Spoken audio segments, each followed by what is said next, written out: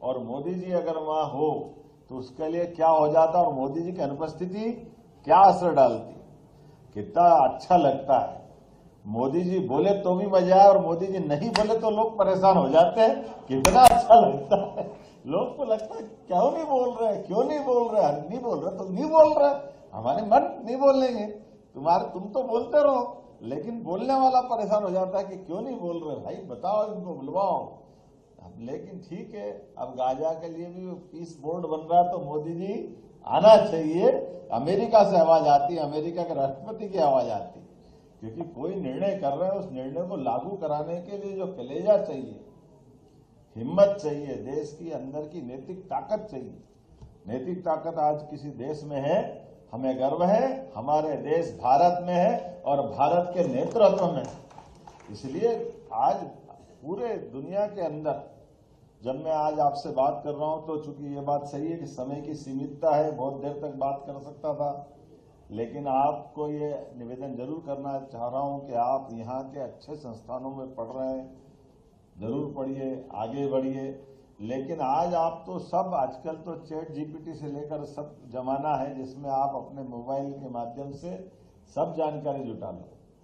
आज देश के अंदर सर्वाधिक कम बेरोजगारी वाला दर वाला कोई राज्य है तो हमें गर्व है, वो मध्य प्रदेश से सभी युवाओं को जो रोजगार दिलाने में सक्षम सिद्ध हो रहा है। इसलिए आप पढ़ो, आगे बढ़ो, लेकिन फिर घर आओ। घर पे आपकी अलग अलग प्रकार की मंजिलें इंतजार कर रही जो आपके मुकाम तक पहुंचाएगी, आपके सपनों को रंग भरने के लिए मौका देगी।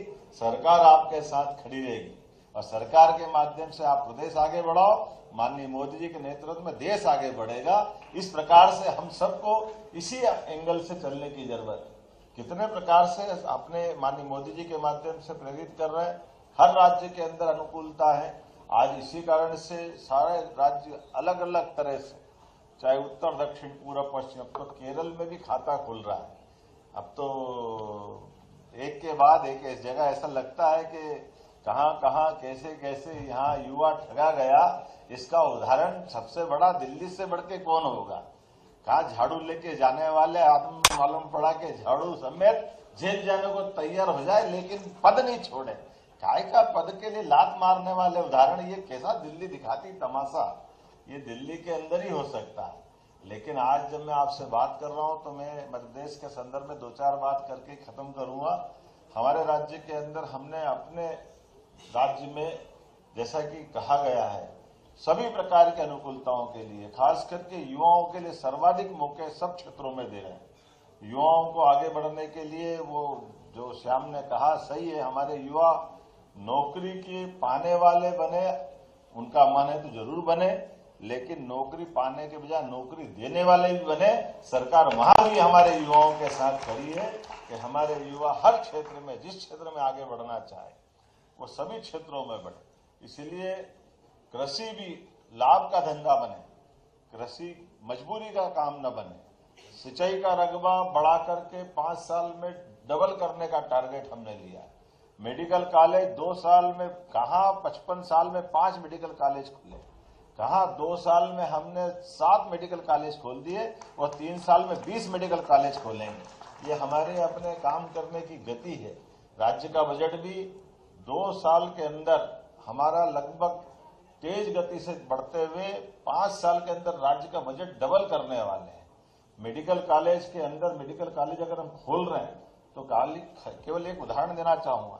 हमारे पीपीपी मॉडल पर लाठेर साहब मेडिकल कॉलेज अगर खोलना है तो हमने कहा 1 रुपए में मेडिकल कॉलेज पीपीपी मॉडल पर हम खुलवा रहे हैं कि हमारा हॉस्पिटल 300 बेड का सरकार के माध्यम से एजेंसी को देंगे, 25 एकड़ जमीन भी देंगे, वो अपना पीपीपी मॉडल पर केवल हॉस्टल और पढ़ाने की व्यवस्था बना ले। लेब हमारी हॉस्पिटल के रूप में जो उनके काम आएगी, वहां वो doctor, paramedical staff, nursing staff, ये सब हम निःशुल्क देने वाले।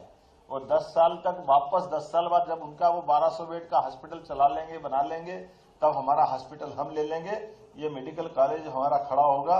लेकिन एक और बात भी कही कि नीट के माध्यम से जिन गवर्नमेंट मेडिकल कॉलेज में 3 लाख की फीस जमा होती, 4 लाख की जमा होती, और प्राइवेट मेडिकल कॉलेज में 70-80 से लगा के 1 करोड़ तक की जमा होती, तो हमने निर्णय लिया है कि हमारे राज्य के बच्चे अगर मेडिकल कॉलेज में प्राइवेट स्तर में नीट में गवर्नमेंट के बाद नंबर लाते हैं, गवर्नमेंट कॉलेज में सीट नहीं मिलती, तो हमने कहा सारे बच्चों की फीस सरकार भर देगी और उनके लिए ये लोन दे देंगे।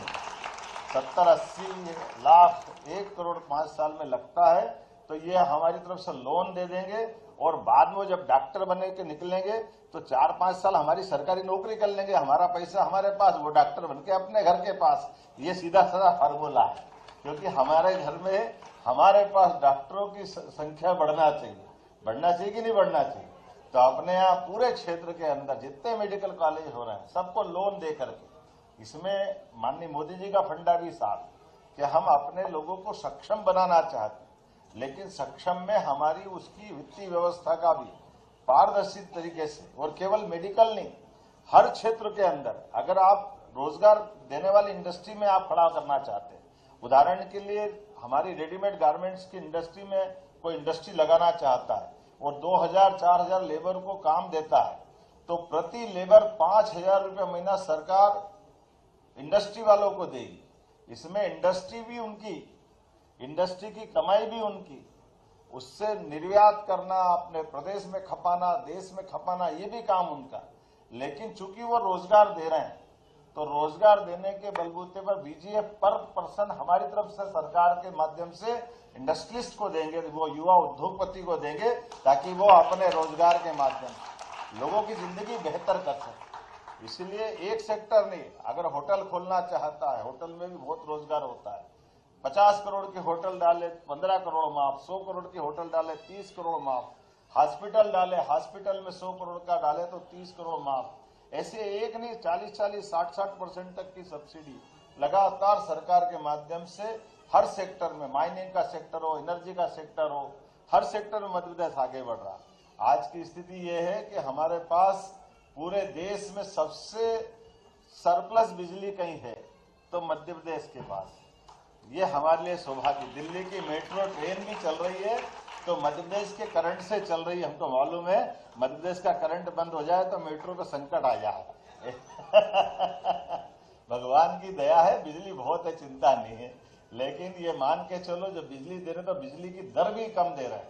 सबसे कम दर पर रिन्यूएबल एनर्जी कोई राज्य दे रहा है तो 2 रुपए 10 पैसे में हमारी राज्य के द्वारा देश को सप्लाई करने का काम हमारे द्वारा किया जा रहा है। थर्मल पावर इंडस्ट्री के माध्यम से भी 5 रुपया 10 पैसे का भाव, आमतौर पर बिहार से लेकर सारे राज्यों ने जब रेट निकाले तो उनके रेट ज्यादा है, लेकिन हमारे यहाँ अपनी माइनिंग सेक्टर में भी सबसे ज्यादा गति से माइनिंग सेक्टर के अंदर अपने भारत सरकार की गाइडेंस में सबसे अच्छे ढंग से रोजगार दिलाने के लिए सभी क्षेत्रों में।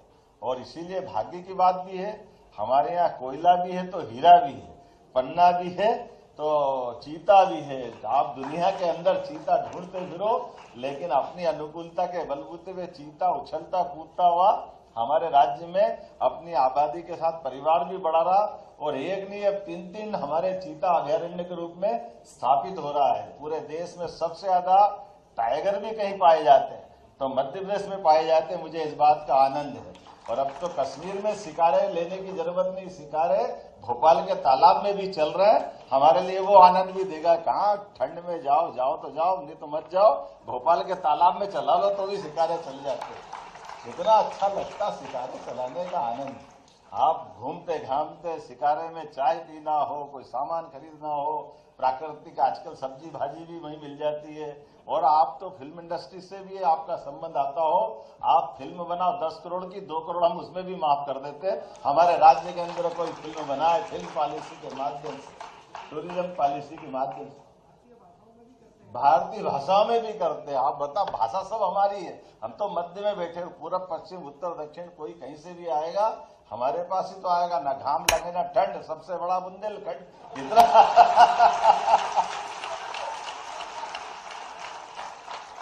इतना आनंद आता, कहाँ कहाँ से जाते हैं, क्या करते हैं बताओ।